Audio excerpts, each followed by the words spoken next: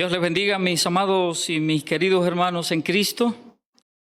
Dios les bendiga ricamente a cada uno y a todos ustedes, y damos las gracias a nuestro Señor, como siempre decimos, por esta nueva oportunidad de estudiar su palabra. Qué bendición es que podemos estudiar la palabra de Dios. Estamos, hermanos, transitando este camino, ¿verdad?, de estudiar los profetas menores. Y estamos en el libro de Jonás. Hemos ya visto otros profetas menores y venimos en el orden en que están, ¿verdad?, aquí en la palabra de Dios, el orden que tenemos en nuestras traducciones de Reina Valera.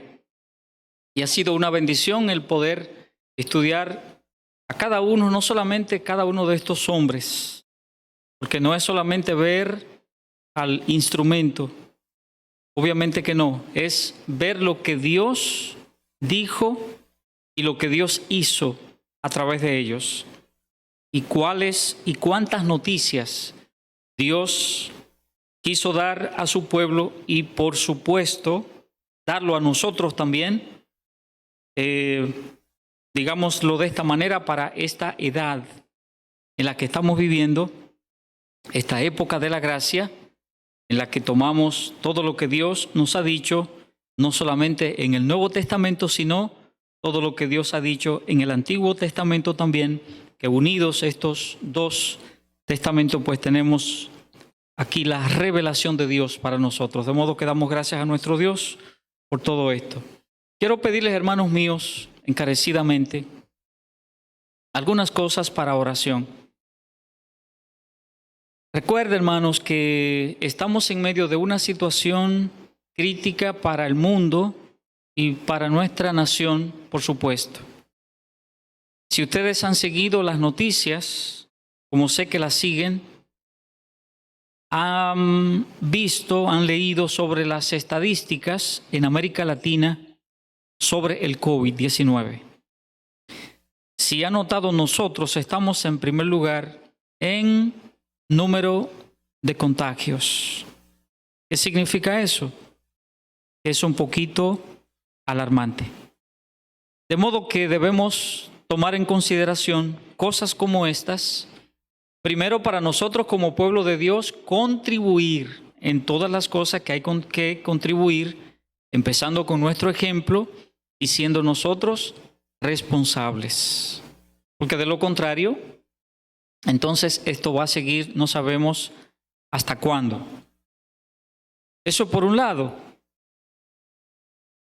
No solamente la parte de nuestro deber y de nuestra responsabilidad, sino también, y le mencionaba, el hecho de la oración. Orar por el mundo, pero también orar por nuestra nación, orar por nuestro país, mis queridos hermanos. Es el momento de orar, de presentarle a Dios nuestra nación, de presentarle a Dios nuestra gente. Y quiero pedirles, hermanos, también, no solamente como un mandato de Dios para nosotros. Dios nos manda que oremos por las autoridades. Eso dice la palabra de Dios, que debemos orar, no solamente que debemos obedecer, como dice el apóstol Pablo en Romanos, sino que también dice Pablo cuando escribe a Timoteo y le dice que debiéramos orar también por nuestras autoridades. Pero hay algo adicional aquí, hermanos míos, y si ha seguido, como decía, las noticias, el presidente de la nación, el presidente Luis Abinader, él pidió, si escuchó ese audio, él pidió que oráramos por él.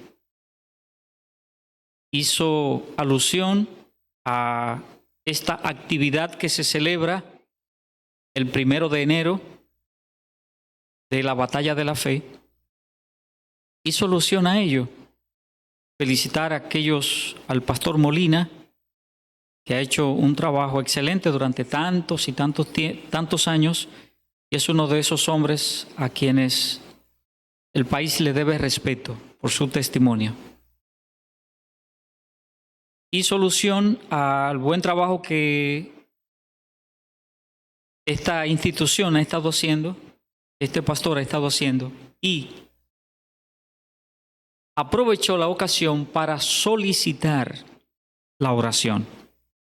¿Qué quiere decir eso? Que está pidiendo la oración a los evangélicos, que oremos por él.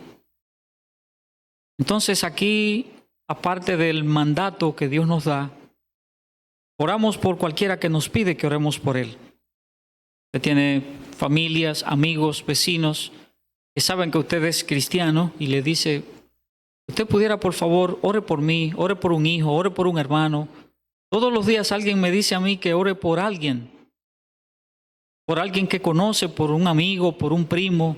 Ayer estaba reunido con un hermano y me pidió la oración por una prima. O sea, todos los días alguien nos pide que oremos por algún familiar, por algún conocido. Entonces, si el presidente está pidiendo la oración, nos resta a nosotros, ¿qué cosa? Orar por él. Así que, hermanos míos, vamos a ser nosotros compromisarios de este deber de obedecer las reglas que se imponen y contribuir para que esta pandemia baje un poquito la intensidad. Todos somos corresponsables, todos. De tal manera que si todos contribuimos, pues eso será una gran cosa. Pienso, hermano, que de todos modos, en los lugares donde menos hay contagios es precisamente en las reuniones de los cristianos, de los evangélicos, en las iglesias. Ya conocen ustedes cuál es el protocolo que aquí seguimos. Y hemos dividido a la iglesia para tener 2 servicios, precisamente para evitar cualquier tipo de contagio. De modo, hermanos míos, que eso es así. ¿Qué vamos a hacer? Seguir teniendo nuestro protocolo dentro de la iglesia, y usted en casa, con los vecinos, con los amigos, cuando vaya a cualquier establecimiento, cualquier lugar que brinda un servicio determinado, cualquier. Guarde la distancia, no se quite sus mascarillas, mantenga la higiene al límite, al máximo. Sea más limpio de la cuenta. No le ponga las manos a nada. Mire, yo siempre le estoy diciendo todo esto, hermanos míos. Sin embargo, es precisamente la razón o las razones que nos van a ayudar a nosotros a mantenernos sanos. Recuerde una cosa, que Dios va a utilizar mucho mis precauciones. ¿De acuerdo? Dios va a utilizar mucho eso. Ahora, si yo soy descuidado, bueno, no es que Dios no me cuide, pero si yo me descuido, entonces imagínense, Dios va a usar mucho mi prudencia. Dios va a usar mucho su prudencia para mantenernos sanos, a nosotros y a los nuestros. Bien, hermanos, pues quería compartir esta partecita con ustedes porque es necesario. En medio de esta situación crítica que vivimos, es importante que nosotros tomemos en cuenta todas estas cosas.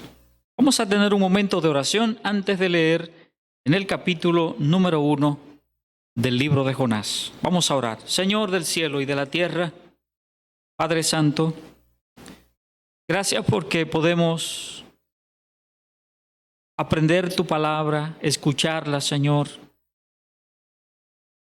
Que podemos, Dios del cielo, tenerla con nosotros. Qué bendición, Señor, es conocer que tú quieres. Qué bueno es saber, Padre, cuáles son tus deseos y cuál es tu voluntad.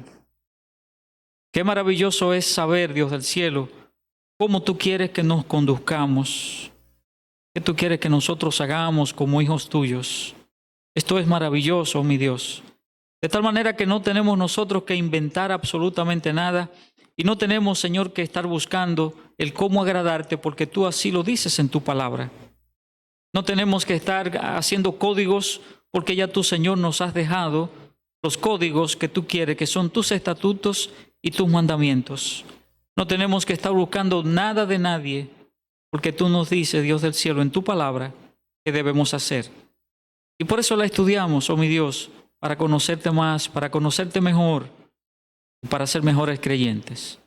Bendícenos, Señor, a través de el estudio de este libro de Jonás, y que él mismo pueda ser de bendición, de estímulo, Señor, pueda ser de despertamiento, Padre, pueda ser, Dios del cielo, de edificación para nuestras vidas. Bendícenos en todo, mi Dios, y gracias, Padre, en el nombre de Cristo. Amén. Leamos, hermanos míos, en capítulo número 1, libro de Jonás, y leamos los primeros 4 versículos. Primeros 3 versículos. Primeros 3 versículos del libro de Jonás, capítulo número 1. Vino palabra de Jehová a Jonás, hijo de Amitai, diciendo: levántate y ve a Nínive, aquella gran ciudad, y pregona contra ella, porque ha subido su maldad delante de mí.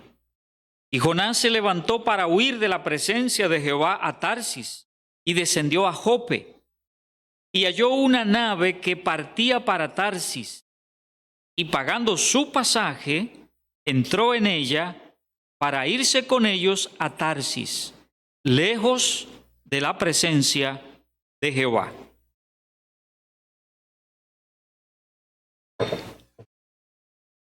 Empezamos nuestro estudio la semana pasada hablando algunas cosas, como era necesario hacer, dar algunas informaciones acerca de Jonás, algunas informaciones acerca de la ciudad de Nínive, y vimos también algunas observaciones y algunas enseñanzas del libro de Jonás, y vimos 10 cosas en esta ocasión pasada de nuestro primer estudio.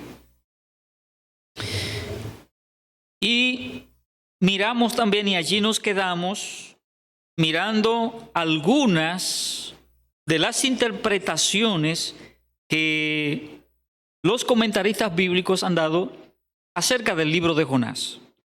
Pero ¿por qué razón se dan tantas interpretaciones un tanto distinto a otros libros? Por el hecho de que el libro de Jonás pareciera ser una historia fantástica, fantasmagórica, una historia totalmente irreal. Es lo que parecería. Y hablábamos de que hay unas 3 interpretaciones que los comentaristas han dado.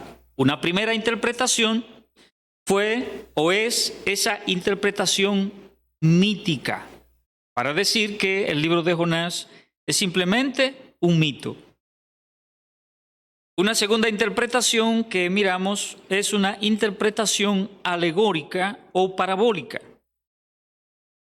Alegórica para decir que todo lo que está allí, el pez, y todo lo que dice acerca de lo que ocurrió con Jonás son simplemente asuntos alegóricos.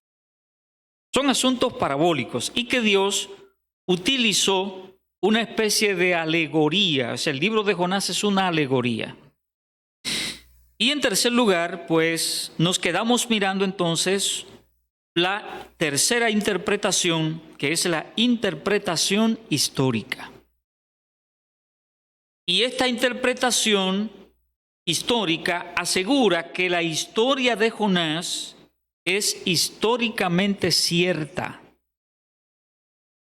Y empezamos a dar una serie de argumentaciones para apoyar o en lo que se apoya esta interpretación histórica y porque es la que nosotros creemos que es la real, obviamente.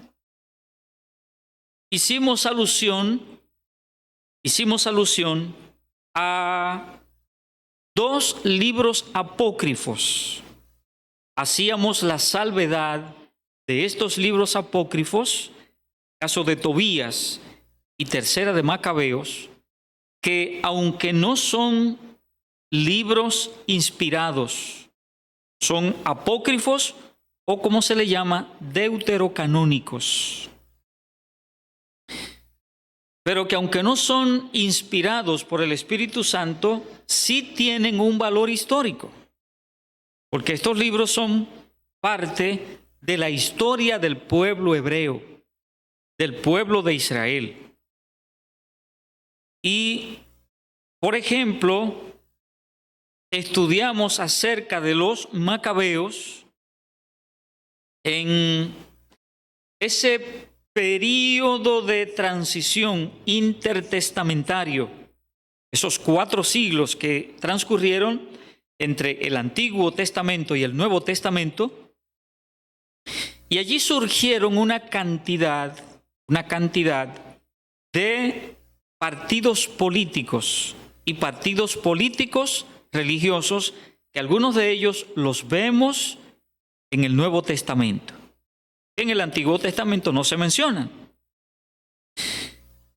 Y en ese ínterin, en ese lapso de esos 4 siglos, allí aparecen muchos de estas familias y los macabeos es uno de ellos. Por ejemplo, mencionábamos a Matatías, que fue, digamos, por donde empezó y el cabeza, ¿verdad?, de la familia, y siguiendo con Judas Macabeo, que fueron de esos líderes que nosotros encontramos en la historia del pueblo judío, en la historia del pueblo hebreo. Cuando se habla de los macabeos, entonces precisamente de eso es que se está hablando. Y mencionábamos a Tobías y mencionábamos a los macabeos precisamente para decir, y porque en esos libros se menciona a Jonás y se menciona lo que Jonás hizo y lo que Dios hizo con él, para hablar acerca de, digamos, argumentos internos, argumentos bíblicos. Y mencionamos también en el caso del historiador judío llamado Josefo, en sus libros de antigüedades, y miramos también un pasaje, miramos unos párrafos que hablan acerca, donde este historiador judío Josefo habla acerca de Jonás, para decir que sí, que fue un personaje real, y al referirse a los escritos de Jonás, para hablar también en el sentido de que no fueron cosas fantásticas como se piensa, alegóricas o míticas. Pero nos faltó un aspecto, hermanos, un aspecto que es importante. Los 2 aspectos que habíamos visto antes, habíamos mencionado, le mencionaba, ¿verdad?, para hablarle de argumentos internos y argumentos externos o extrabíblicos.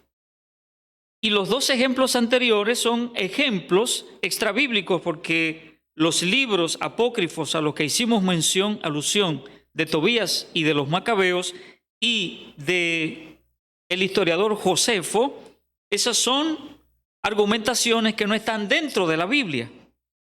Son argumentos externos, extrabíblicos. Ahora, sí hay argumentos bíblicos, sí hay argumentos internos.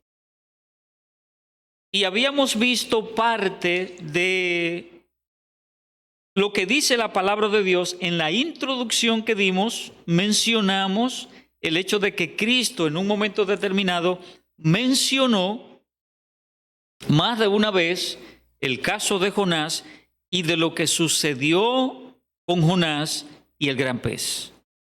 Leamos en la palabra de Dios, en el Evangelio según San Mateo, y leemos en el capítulo número 12.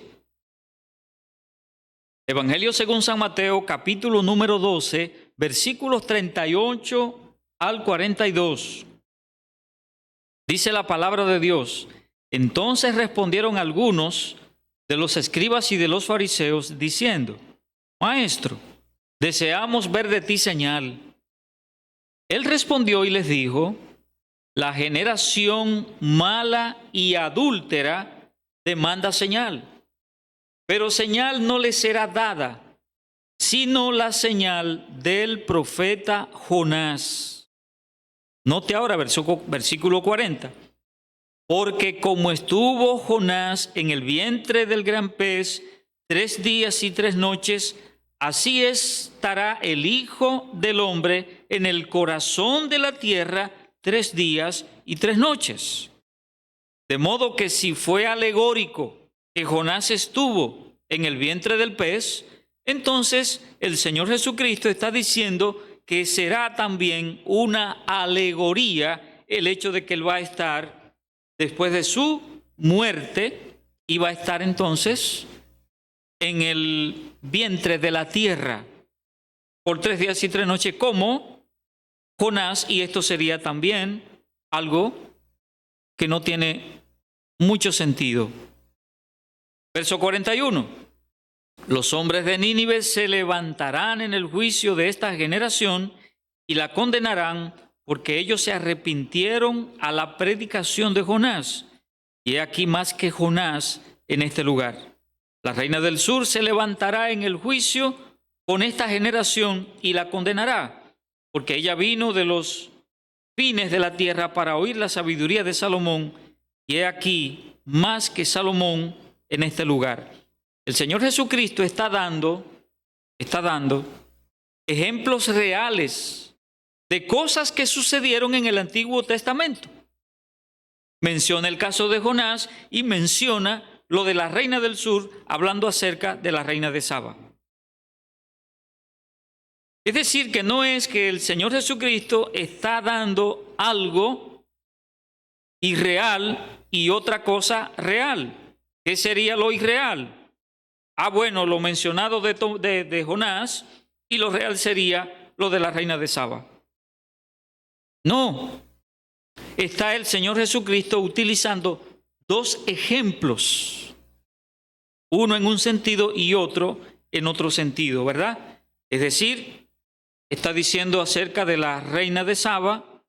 Esta mujer vino, escuchó y pone, ¿verdad?, en el versículo 41 que también se levantarán en el juicio los de Nínive y van a juzgar, van a condenar a esta generación.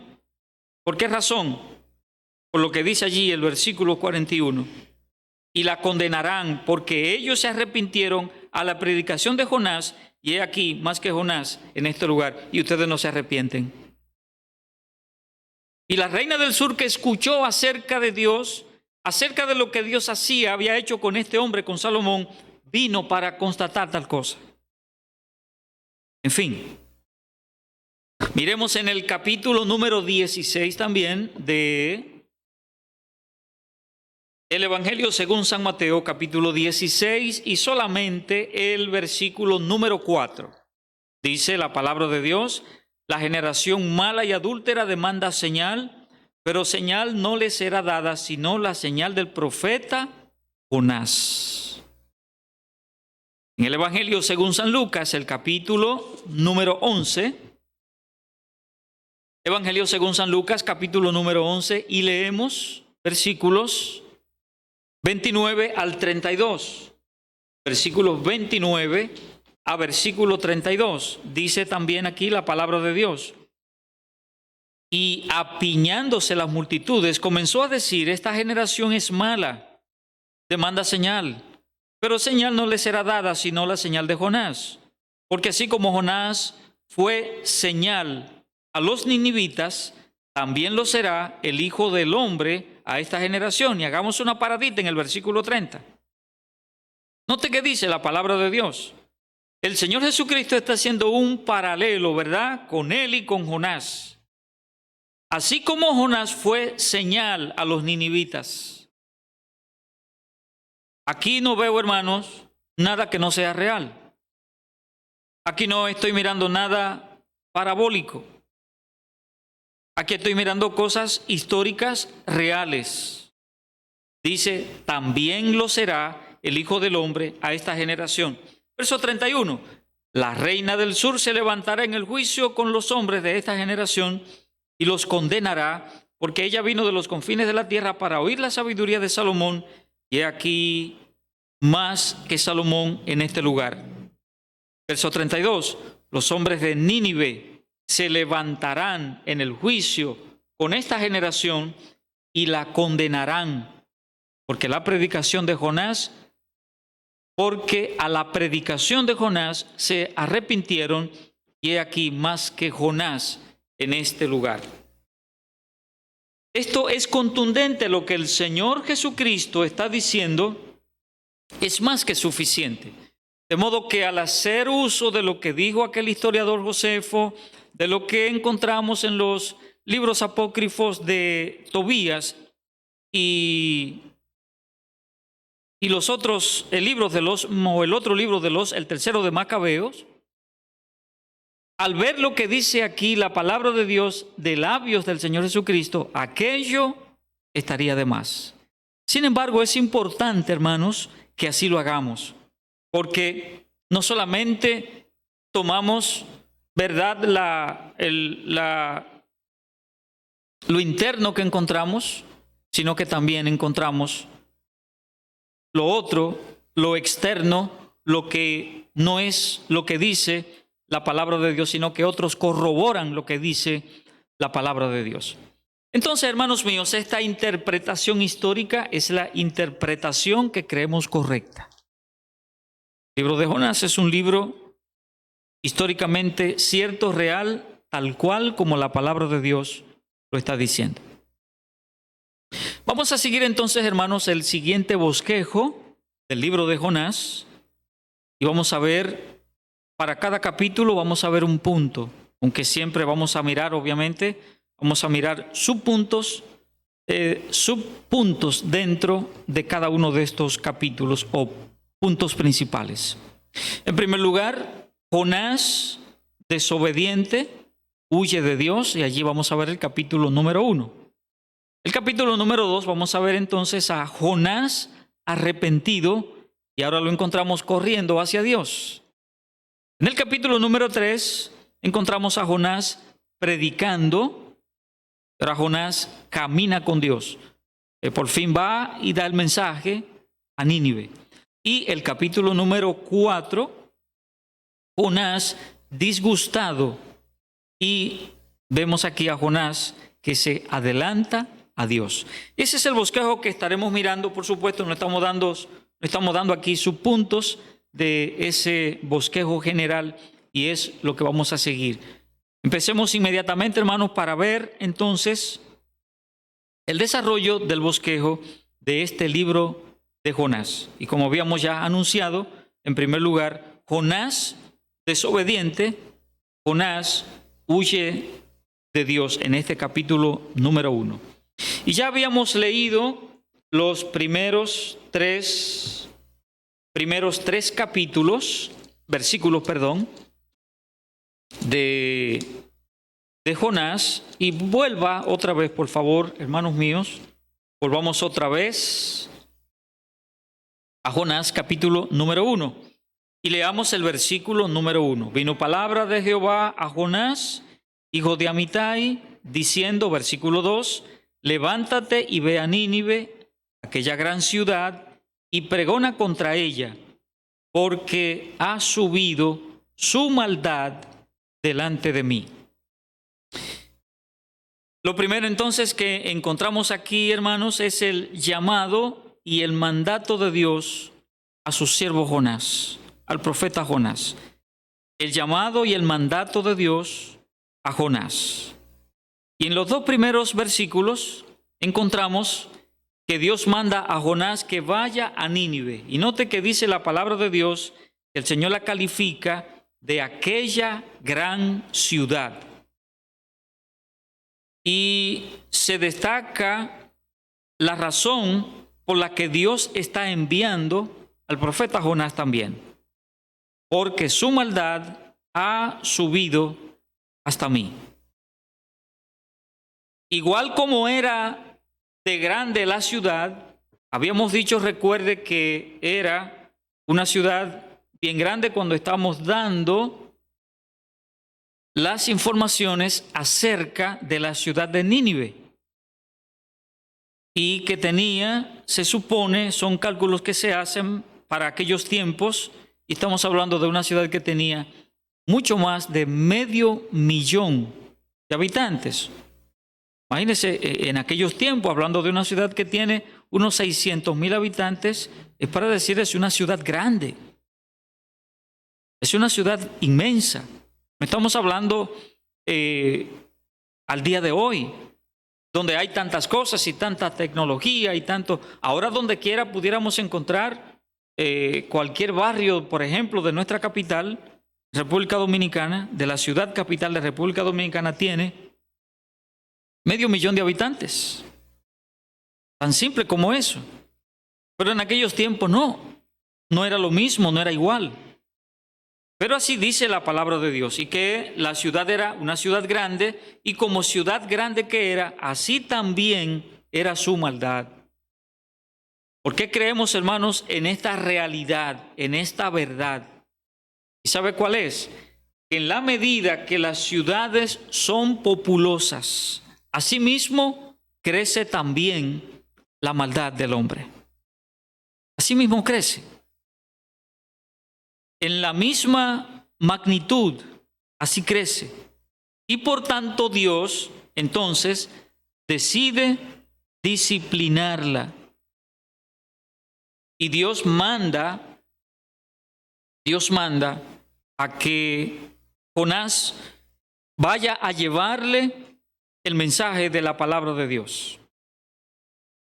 Y encontramos una lección aquí para nosotros, hermanos. Es que Dios nunca, no encontramos eso en la palabra de Dios jamás. Que Dios castiga a alguien sin primero advertirle. Dios no condena a nadie sin primero llamarle al arrepentimiento para darle la oportunidad de lugar. Siempre es así. Siempre es así. Y aunque Dios hace en su soberanía lo que Él quiera hacer,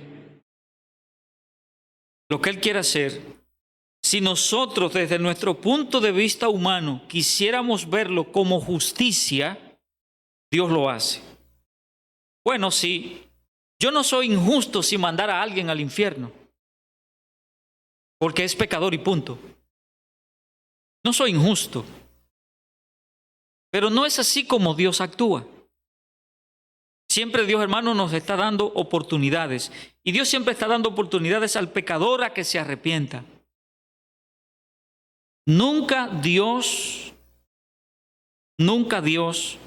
va a anunciarle a nadie condenación. Nunca va a anunciarle disciplina si primero no le llama la atención respecto a lo mal que está haciendo y que se devuelva. Ustedes recordarán en el capítulo número 6 del libro de Génesis, encontramos que Dios decidió exterminar aquella generación por su maldad. Por su maldad. Déjeme leerle un solo versículo, hermano, en el libro de Génesis, capítulo número 6. Génesis, capítulo número 6, y el versículo número 5 dice: y vio Jehová que la maldad de los hombres era mucha en la tierra, y que todo designio de los pensamientos del corazón de ellos era de continuo solamente el mal. Y así sigue diciendo la palabra de Dios, que el Señor se arrepintió de haberlos hecho. Y dice el versículo 7, los raeré de sobre la faz de la tierra. Y aunque no es aquí necesariamente, hermanos, un paralelo lo que estamos mirando con la ciudad de Nínive y lo que Dios está diciendo aquí en Génesis capítulo 6 no es un paralelo, porque estamos mirando que son propósitos distintos, diferentes en cada cita bíblica. Ahora, el espíritu, la verdad de fondo, ¿cuál es? Que hay pecado en uno y que hay pecado en otro. Y Dios hizo lo que iba a hacer con el diluvio. Y obviamente, hermanos, que Dios hubiera hecho lo que iba a hacer con Nínive, si Nínive, al oír la predicación de Jonás, no se arrepiente. Por eso no quiero confundir lo que estamos poniendo como un paralelo, pero lo que quiero que vaya al fondo. Hay una enseñanza paralela, que Dios juzga el pecado, no sin antes dar oportunidad de arrepentimiento. Y eso lo encontramos aquí y lo vamos a encontrar, hermanos, bien claro en toda la palabra de Dios.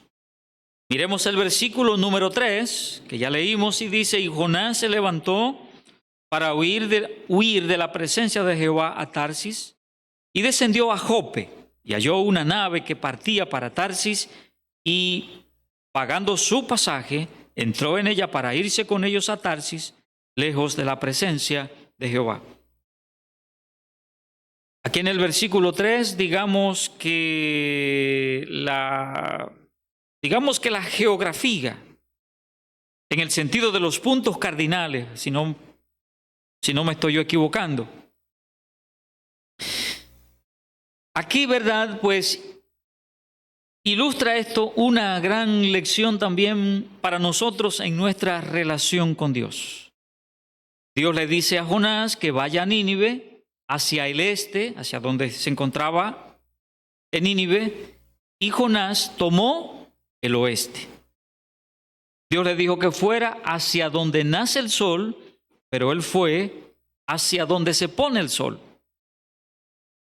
Jonás estaba desorientado espiritualmente, pero no racionalmente. Él sabía lo que estaba haciendo. Él sabía hacia dónde era el mandato de Dios. Y él sabía exactamente hacia dónde se dirigía.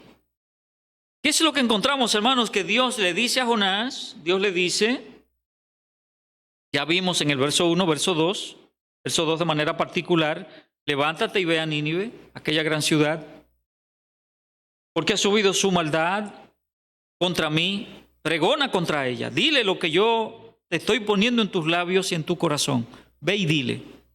Jonás entonces se levanta y huye de Dios. No quiere obedecerle a Dios. Recuerde que estamos mirando, y en la palabra de Dios, hermanos, tenemos siempre que mirar estos dos aspectos. ¿Cuál es el primer aspecto? El aspecto escriturario, literal, lo que aparece allí. Y en segundo lugar, hermanos, entonces está esa parte que nos corresponde a nosotros de aplicación. Y yo tengo que aplicar esas verdades que veo, eso escriturario que veo allí, eso literal que veo allí, aplicarlo a mi vida espiritual. Es cierto que mucha gente, hermanos míos, huimos de Dios, que muchos cristianos huimos de Dios, corremos de Dios, en muchos sentidos. No es solamente en el sentido como hizo Jonás. Digamos, sí, Jonás, ¿cómo lo hizo Jonás? Dios le dijo, ve al este, y él tomó al oeste. O que Dios le dijera, toma al sur, y él se fuera al norte. ¿Me entiende? Pero nosotros, hermanos, fallamos en tantas y en tantas cosas. Dios nos da mandatos, hermanos, en tantos sentidos. Dios llama la atención a nosotros en tantos sentidos.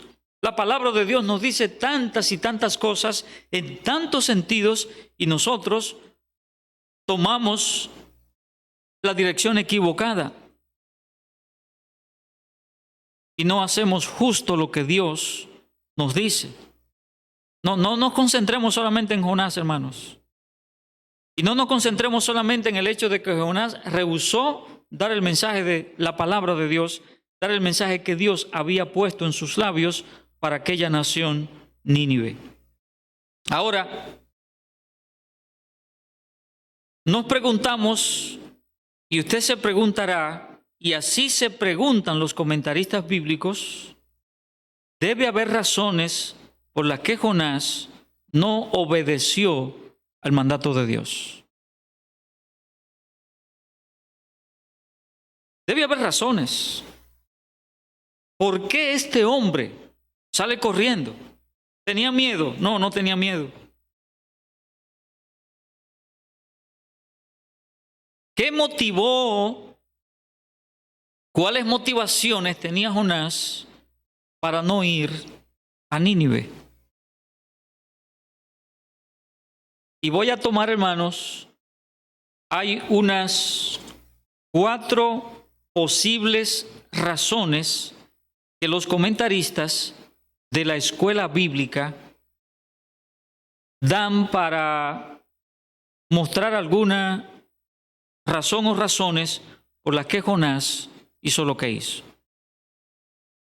En primer lugar, digamos que aunque no lo dice allí la palabra de Dios de manera literal, había cierto odio de Jonás hacia los ninivitas. Y se negaba a aceptar que Dios salvara a esta gente. Se negaba.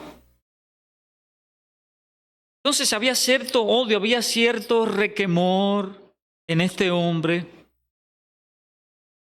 Había cosas en su corazón y ese odio debía tener una base. En primer lugar, recuerde que son solamente algunos comentarios, ¿verdad? Algunas ideas, pero que tienen mucha lógica cuando usted lo oiga. En primer lugar, se dice que los asirios eran individuos brutales y violentos, que eran temidos por los otros pueblos por los métodos crueles de tortura que ellos tenían para obtener información de sus cautivos. Entraban a un país, entraban a una nación o tomaban a alguien preso y para buscar información, sacar la información, los métodos de tortura que utilizaban estas personas eran cosas brutales y violentas. Entonces, utilizaban, por ejemplo, un método de llevar a un hombre, un cautivo, lo llevaban al desierto y lo enterraban en la arena hasta el cuello, solamente dejando su cabeza fuera, hasta que el sol inclemente del día y el frío de la noche lo mataba. Lo dejaban allí abandonado. Si no era que aparecía un animal y lo decapitaba. Aparecía una bestia o una víbora. Otra cosa es también que el ejército sirio solía llevar a sus familias en sus incursiones. De modo que cuando avanzaban a una nación, a alguna ciudad, es como si fueran una plaga de langostas. Es como decimos nosotros aquí en buen dominicano. Le pasaban el rolo, lo planchaban. Y como se sabía de la crueldad que ellos tenían, los otros pueblos temían porque sabían lo que les esperaba cuando eran invadidos. Cuando invadían una nación, hacían ataques sorpresa y se llevaban cautivas a las mujeres y a los hombres los mataban. Mire, así era la crueldad de los asirios. Así era. Se cree entonces que los asirios habían entrado alguna vez a la ciudad natal, la ciudad de nacimiento de Jonás, Gad-Efer, y que pudieron haber llegado hasta el hogar de Jonás cuando éste apenas era un niño, y que él pudo ver cómo asesinaban a sus familiares y violaban a sus hermanas. Esta primera parte de esa brutalidad y violencia de los asirios, recuerden que todo esto puede tener una parte que sea cierta de lo que eran, sí que eran brutales y violentos, crueles, sí. Ahora, otros aspectos, quizás de que si Jonás, cuando él era niño, si entró alguna vez este pueblo a la ciudad donde nació Jonás, en Gad-Efer, ya esto es una posibilidad. Ahora, imagínense que así fuera. Imagínense que fuera así. Y si así hubiera sido, con razón, este hombre odiaba a los ninivitas. Pero hay algo más. Hay una segunda parte, le dije que vamos a ver 4 cosas, ¿verdad? Que es razones por las que se supone que Jonás odiaba a estas personas. Una posible segunda razón era que Jonás conocía la misericordia de Dios y cuando Nínive oyera el mensaje de juicio de parte de Dios, se arrepentiría y Dios los perdonaría. Y no era esto, ¿verdad?, lo que Jonás deseaba, sino lo contrario. Es decir, una segunda posible razón de por qué Jonás hizo lo que hizo, se negó a ir a Nínive, es porque él sabía que Dios es misericordioso, que Dios es bueno, y que estos hombres, al oír el mensaje de Dios y lo que Dios tenía preparado para ellos, se iban a arrepentir. ¿Y cómo es posible que estos individuos que son tan crueles, estos individuos que son tan violentos y que han hecho tantas atrocidades, ahora dicen que se van a salvar y Dios lo va a salvar? Yo no voy a ir a predicarles arrepentimiento. Yo no voy a ir. Y así, hermanos míos, es por donde tenemos que transitar mirando estos aspectos. Les dije, hermanos, que íbamos a ver 4 cosas y tenemos que terminar hasta aquí. Tenemos que terminar hasta aquí y dejarlo aquí hasta esta segunda posible razón. En la próxima seguiremos mirando una tercera, una cuarta razón y continuar con el estudio de nuestro libro, el libro de Jonás. Así que, hermanos míos, quedémonos con esta lección que Dios nos está dando. No huya de hacer lo que Dios le está diciendo que haga. No huya. Y que a nuestro peor enemigo, debiéramos darle el plan de salvación. Y se supone que los cristianos no tenemos ni mejor enemigo y mucho menos peor. El cristiano no tiene enemigos. No importa lo que le haya hecho. No importa lo que haya pasado. El amor de Dios en su corazón tiene que suavizar eso. El amor de Dios en su corazón, el hecho de que usted fue perdonado y que Dios le evitó ir al infierno, a la condenación, es suficiente para que nosotros tengamos un nivel de misericordia suficiente para predicarle la palabra de Dios al que no tiene a Cristo, con el anhelo profundo de que venga a los pies de Cristo para salvación.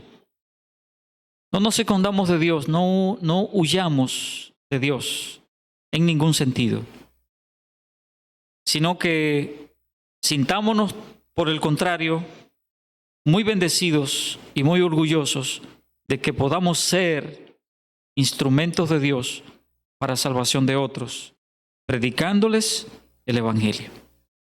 Recuerde, hermano mío, que el domingo que viene, este domingo 10, no tendremos culto presencial todavía. Recuerde. Así que estaremos dando sí el culto desde aquí, desde la iglesia, en vivo, pero usted en su casa, escuchando el mensaje de Dios para su vida el domingo que viene.